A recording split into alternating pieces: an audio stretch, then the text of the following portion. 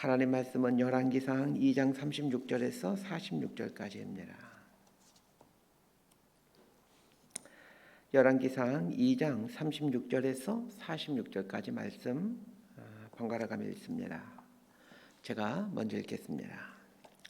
왕이 사람을 보내어 시므이를 불러서 이르되 너는 예루살렘에서 너를 위하여 집을 짓고 거기서 살고 어디든지 나가지 말라. 너는 분명히 알라. 내가 나가서 기드론 시내를 건너는 날에는 반드시 죽임을 당하리니 내 피가 내 머리로 돌아가리라. 시므이가 왕께 대답하되 이 말씀이 좋사오니 내 주 왕의 말씀대로 종이 그리하겠나이다 하고 이에 날이 오래도록 예루살렘에 머무니라. 3년 후에 시므이의 두 종이 가드왕 마가의 아들 아기스에게로 도망하여 간지라. 어떤 사람이 시므이에게 말하여 이르되 당신의 종이 가드에 있나이다. 시므이가 그 종을 찾으려고 일어나 그의 나귀의 안장을 지우고 가드로 가서 아기스에게 나아가 그의 종을 가드에서 데려왔더니 시므이가 예루살렘에서부터 가드에 갔다가 돌아온 일을 어떤 사람이 솔로몬에게 말한지라. 왕이 사람을 보내어 시므이를 불러서 이르되 내가 너에게 여호와를 두고 맹세하게 하고 경고하여 이르기를 너는 분명히 알라. 내가 밖으로 나가서 어디든지 가는 날에는 죽임을 당하리라 하지 아니하였느냐. 너도 내게 말하기를 내가 들은 말씀이 좋으니이다 하였거늘 내가 어찌하여 여호와를 두고 한 맹세와 내가 내게 이른 명령을 지키지 아니하였느냐. 왕이 또 시므이에게 이르되 내가 내 마음으로 아는 모든 악 곤대 아버지에게 행한 바를 내가 스스로 아나니 여호와께서 내 악을 내 머리로 돌려 보내시리라. 그러나 솔로몬 왕은 복을 받고 다윗의 왕위는 영원히 여호와 앞에서 견고히 서리라 하고 46절 함께 읽습니다. 여호야다의 아들 분야에게 명령하며 그가 나가서 시므이를 치니 그가 죽은지라. 이에 나라가 솔로몬의 손에 견고하여 지니라. 아멘. 열왕기상 2장은 다윗의 유언을 솔로몬이 실행해 가고 있는 내용들을 다루고 있습니다. 다윗은 죽음을 앞두고 솔로몬에게 요압과 시므이가 평안히 죽지 않도록 하라고 유언을 남깁니다. 반면에 은혜를 베풀었던 바르실레에게는 은혜를 베풀어라. 사실은 바르실레에게 은혜를 베푸는 게 아니라 바르실레는 이미 죽었고 바르실레의 아들들에게 은혜를 베풀어라 라고 명령합니다. 이에 대해 솔로몬은 다윗의 유언을 그대로 이제 순종해 갑니다. 어제 본문에는 요압이 처형당하는 이야기가 나오고 오늘 본문에는 시므이가 죽임을 당하는 이야기가 나옵니다. 왜 열왕기 기자는 솔로몬에 의해 처형당한 사람들의 이야기를 이렇게 상세하게 기록해주고 있는 것일까요? 우리에게 바른 길이 무엇인지 보여주기 위함입니다. 신앙은 단순히 하나님을 믿는 것에서 국한되지 않습니다. 믿는다라는 것은 산다라는 것입니다. 바른 신앙은 반드시 바른 삶으로 나타나게 됩니다. 바른 삶을 살지 못하고 있다라는 것은 바른 신앙을 갖고 있지 못하고 있다라는 뜻입니다. 하나님을 믿는다는 것은 바른 삶을 사는 것이요 또 바른 길을 걸어간다는 말입니다. 그러나 적지 않은 사람들이 하나님을 믿는 것과 바른 길, 바른 삶을 살아가는 것을 별개의 것이라고 생각을 합니다. 하나님을 믿는 것을 예배드리고 말씀드리고 말씀 듣고 기도하고 헌금하고 봉사하고 이러한 종교 행위에 국한시키며 이제 생각하려는 그런 우를 범합니다. 그러면서 바른 삶을 살아가는 것, 바른 길을 걸어가면 그건 좋은 것이지 이 정도로 생각을 합니다. 그러나 하나님을 믿는다는 것은 바른 삶을 산다는 말입니다. 신앙의 핵심은 바른 삶을 사는 것입니다. 예배드리고 기도하고 말씀드리고 헌금하고 봉사하는 것 그건 참 쉽습니다. 이상하게 들릴지 모르겠지만 참 쉽습니다. 교회에 오기만 하면 자동적으로 하기 때문입니다. 그러나 신앙은 그런 게 아닙니다. 바른 길을 선택하며 살아가는 것 그게 신앙입니다. 예배드리고 기도하고 말씀을 듣는 이유는 바른 길을 걷기 위함이요 바른 삶을 살기 위함입니다. 아도니아가 죽임을 당하고 아비아달 제사장이 쫓겨나고 요압이 죽임을 당하고 오늘 본문에서 시므이가 죽임을 당하는 것은 이런 내용이 있었다는 것을 단순히 지식으로 알고 있어라 그런 뜻이 아닙니다. 바른 길, 바른 삶을 선택하지 않고 자신의 욕망과 자신의 욕심대로 살아가는 인생들에 대해서 하나님이 어떻게 심판하시는가를 보여주므로 이 본문 앞에 서 있는 자들에게 바른 삶을 살아가도록, 바른 인생을 살아가도록 하기 위함입니다. 다윗이 죽어가면서 솔로몬에게 하는 마지막 유언 중에 그 시므이에 관한 유언이 있었습니다. 열왕기상 2장 8절에서 9절을 제가 읽어드리겠습니다. 바울인 베냐민 사람 게라의 아들 시므이가 너와 함께 있나니 그는 내가 마하나임으로 갈 때에 악독한 말로 나를 저주하였느니라. 그러나 그가 요단에 내려와서 나를 영접함으로 내가 여호와를 두고 맹세하여 이르기를 내가 칼로 너를 죽이지 아니하리라 하였노라. 그러나 그를 무지한 자로 여기지 말지어다. 너는 지혜 있는 사람이므로 그에게 행할 일을 알지니 그의 백발이 피 가운데 수월에 내려가게 하라. 다윗은 솔로몬에게 시므이가 편안히 죽는 것을 편안히 죽도록 내버려두지 말라고 말합니다. 그가 피 가운데서 수월에 내려가게 하라. 이렇게 말을 합니다. 왜 시므이는 심판을 당해야만 했던 것일까요? 다윗이 압살롬의 반역으로 피난길에 오르게 되었을 때입니다. 예루살렘을 빠져나와 황급히 도망가던 중 예루살렘 북쪽의 그 바후림이라는 지역을 지나갈 때였습니다. 그 지역의 유지였고 그 지역의 세도가였던 시므이가 다윗을 뒤따라오며 막 저주를 퍼붓습니다. 이 이야기가 사무엘하 16장 5절 이하에 등장합니다. 제가 그 부분을 읽어드릴게요. 다윗 왕이 바후림에 이름에 거기서 사울의 친족 한 사람이 나오니 게라의 아들이요 이름은 시므이라. 그가 나오면서 계속하여 저주하고 또 다윗과 다윗 왕의 모든 신하들 향하여 돌을 던지니 그때 모든 백성과 용사들은 다 왕의 좌우에 있었더라. 시므이가 저주하는 가운데 이와 같이 말하니라. 피를 흘린 자여 사악한 자여 가거라 가거라. 사울의 족속의 모든 피를 여호와께서 너에게 돌리셨도다. 그를 이어서 네가 왕이 되었으나 여호와께서 나라를 네 아들 압살롬의 손에 넘기셨도다. 보라 너는 피를 흘린 자이므로 화를 자초하였느니라 하느니라. 다윗의 인생 중에서 가장 비참하고 힘들 때가 압살롬이 반역할 때였습니다. 자식이 아비를 죽이겠다고 칼을 들고 쳐들어오는데 이 아비로서 얼마나 창피하고 비참한 노릇입니까? 그때 다윗의 이 불행을 기뻐하면서 그 도망가고는 다윗을 향해 뒤쫓아가면서 저주를 퍼붓던 사람이 시므이라는 사람입니다. 시므이가 하나님을 모르는 사람입니까? 시므이의 말을 잘 들어보십시오. 수도 없이 시므이의 말에 나오는 말이 여호와께서 여호와께서 여호와께서. 종교적인 하나님을 너무나 잘 알고 있는 사람이 시므이였습니다. 자, 그런데 다윗이 압살롬의 반란을 해결하고 예루살렘으로 돌아올 때 시므이는 먼 길까지 마중 나와 다윗 앞에 엎드립니다. 그리고 다윗 왕에게 용서를 구합니다. 그러나 그 엎드림은 자신의 잘못에 대한 진정한 회개의 엎드림이 아니었습니다. 다윗 왕의 손에 자신의 목숨이 달려 있었기 때문에 이제 내가 죽게 생겼구나 생각하고 목숨을 부지하기 위해 어쩔 수 없이 와서 엎드렸던 것입니다. 다윗은 솔로몬에게 시므이에 대해 지혜롭게 행할 것을 유언으로 남기고 죽습니다.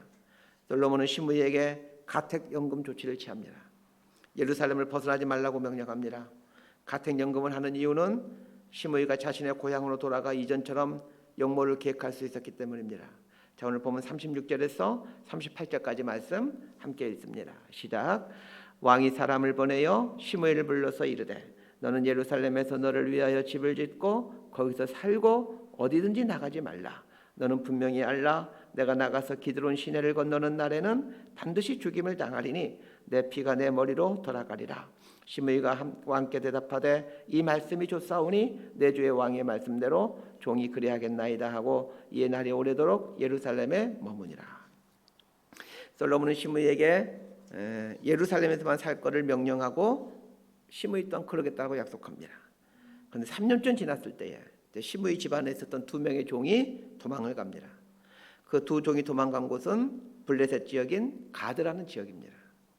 시므이가 2 종을 찾기 위해 가드라는 지역으로 내려가게 되고 이 소식이 솔로몬에게 알려지게 됩니다. 그러자 이제 솔로몬이 시므이를 처단하게 되죠. 시므이는 예루살렘을 떠나게 되면 죽게 되는 것을 알았으면서도 왜 예루살렘을 떠났던 것일까요? 여기서 한 가지 주목해야 될 것이 있습니다. 솔로몬이 시므이에게 기드론 시내를 건너는 날에는 죽임을 당한다라고 말했습니다. 기드론 시내를 건너야만 시므이의 고향인 바울임에 갈 수 있었기 때문입니다. 그런데 시므이의 두 정이 도망간 곳은 예루살렘의 남서쪽인 가드라는 곳입니다. 기드론 시내를 건너지 않고 갈 수 있는 곳이 가드입니다. 기드론 시내는 예루살렘 동북쪽에 있는 반면 가드는 남서쪽에 있는 곳입니다. 정반대 방향이죠. 시므이 역시 예루살렘을 떠나는 것은 분명 자신이 한 맹세와 어긋나는 것이었지만 솔로몬이 가택연금을 한 근본적인 이유가 고향인 바울에 가지 못하도록 하는 것이라고 생각했기에 예루살렘을 벗어나는 것을 쉽게 생각하고 가드로 내려갔던 겁니다. 또 하나의 이유는 3년이라는 예루살렘에서의 체류가 긴장감을 해소시켰기 때문입니다.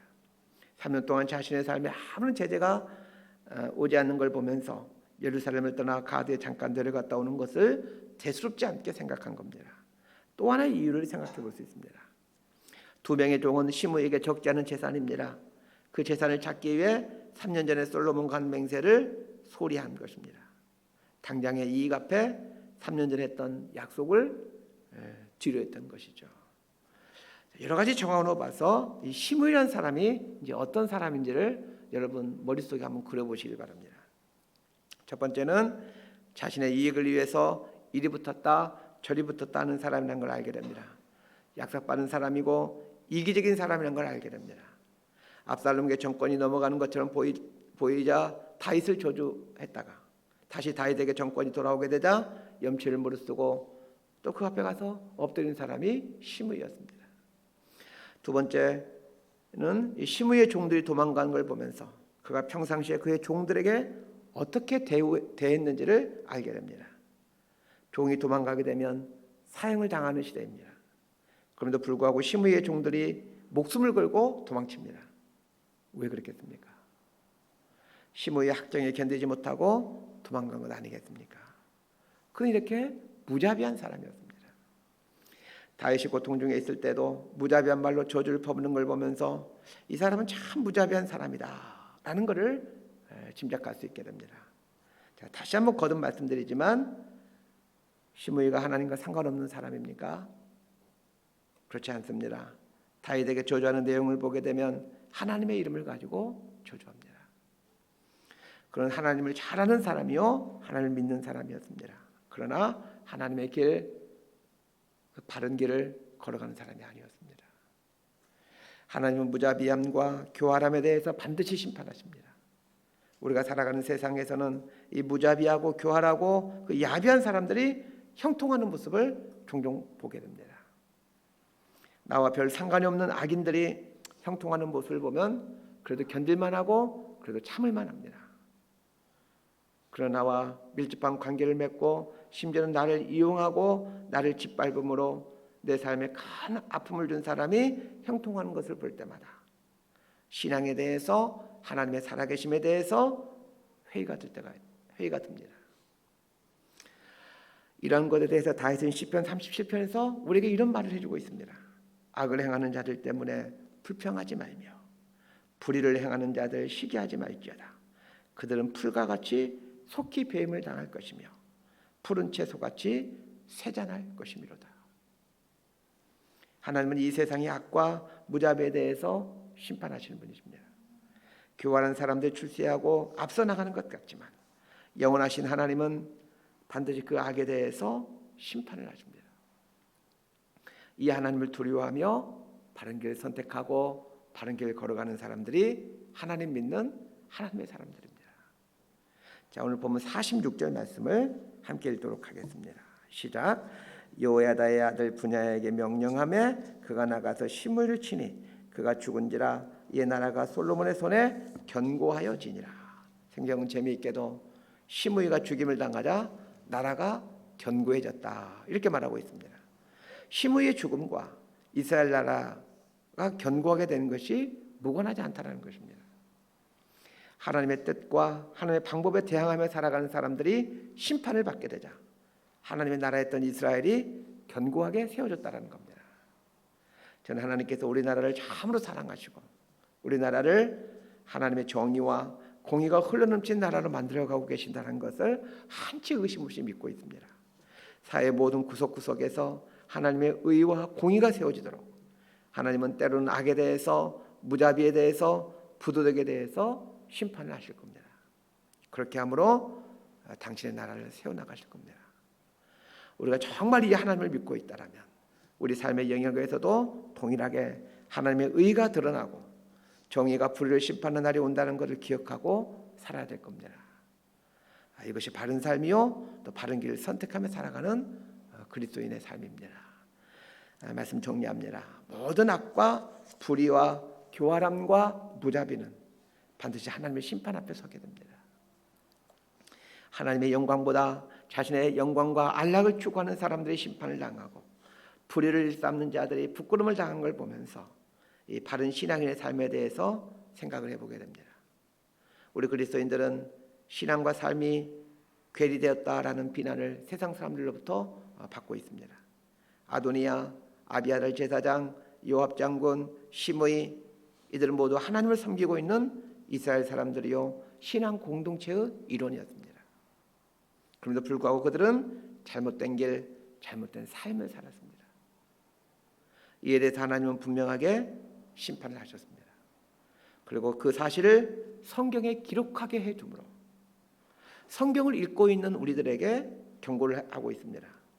하나님을 믿는 삶이란 믿음을 실천해가는 사람들이라는 것을 말입니다. 사랑하는 성도 여러분, 우리 삶이 불의에서 떠난 삶이 되게 하십시다. 교활함과 이기심에서 떠난 삶을 살아가십시다. 당장의 이익 앞에 고귀한 우리의 신앙 양심을 훼손시키지 마십시다. 우리의 신앙 양심이 하나님 앞에 민감해져 가도록 우리의 양심을 늘 하나님 앞에 세워놓고 사십시다. 그렇게 함으로 여전히 불법과 불의와 교활함이 득세하는 세상에서도 오직 의인은 믿음으로 산다 라는 이 하나님의 말씀을 믿기에 믿음으로 살아가는 생명의 사람들이 되십시다. 이렇게 살아가는 저희 여러분의 삶이 되기를 진심으로 소망하고 축복합니다. 기도하겠습니다. 하나님 아버지, 결국에는 영원하신 하나님 앞에서 다 드러나게 될 것인데 하루하루를 자신의 안락과 야망을 이루기 위해 진실을 버리며 살아가는 저희들의 지난 인생을 불쌍히 여겨 주옵소서. 우리 안에 있는 잘못된 삶의 방식과 악행은 반드시 드러나도록 해주시고 무뎌진 신앙 양심을 깨워주셔서 바른 삶을 살아갈 수 있도록 도와주옵소서. 모든 것을 감찰하고 계시고 기억하고 계신 하나님 앞에서 이 유한한 인생 시간들을 거짓과 불의와 교만과 악함으로 헛되이 보내지 아니하도록 저희 삶을 붙들어 주옵소서. 예수님 이름으로 기도드리옵나이다.